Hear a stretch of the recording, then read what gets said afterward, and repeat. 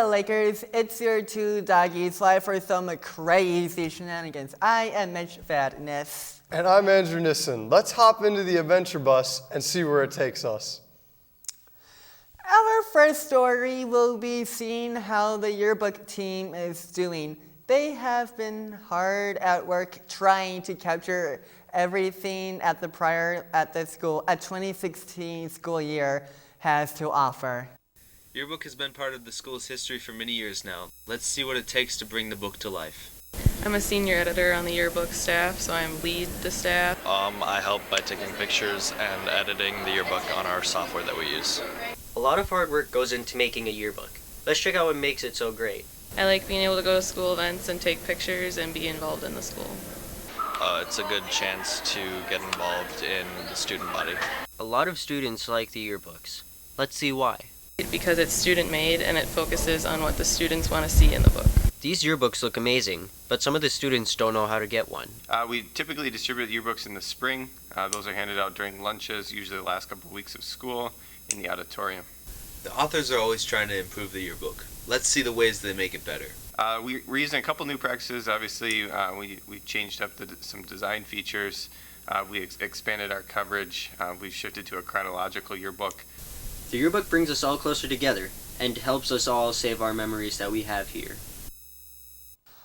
Wow, that looked great. I can't wait to get one. Neither can I. Speaking of memories, this past year has been quite interesting. Let's take a look at a recap of 2016.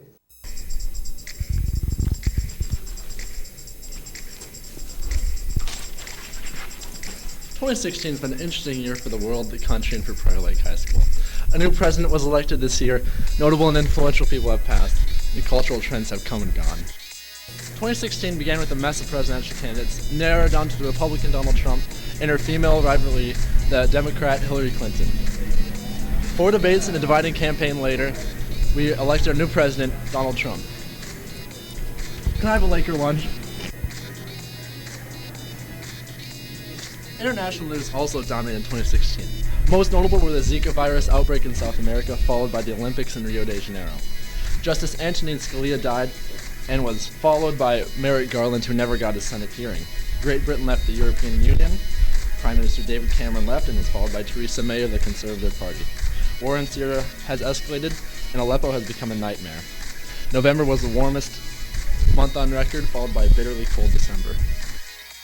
Prior Lake news is calm in comparison to the world and U.S. news. On May 24th, the school referendum has failed. The boys lacrosse team has won the first athletic title since 1970, and the girls tennis team with Savannah Crowe and Taylor Jackson has won as well.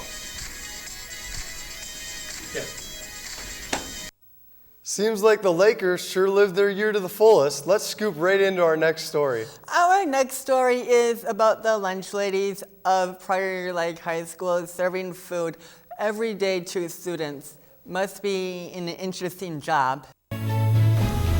There are many jobs required to run a successful kitchen. My job as a lunch lady, I come over here and prepare lunch for you guys, which is I open cans of fruits, I cut fruits, I cut vegetables, I prepare salad bar, which is I cut all the fruits, vegetables, and assemble them in salad line. Then I'll go serve next duty. Many people would like to see many changes. Here are some that the lunch ladies would like to see happen. If I want to change, I want to have bigger lunchroom. It's more room for you guys. Don't have to stay long line for the food. I really think should be bigger. We have a lot of students. Yep. We would like to have a bigger lunch area so we can get the kids in faster and give you guys more options. There is a great number of ways shift rotations work. We have about 20 ladies back here, and they rotate on a 2-week basis between 15 different positions. You've got your burgers, you've got your salad bar, your main lines, your side lines, your coolers, ice cream. There's a lot of different positions. So the rotations, we work on a 2-week rotation, and then we all switch again. All in all, we got to enjoy great food, and the lunch ladies get to do what they love.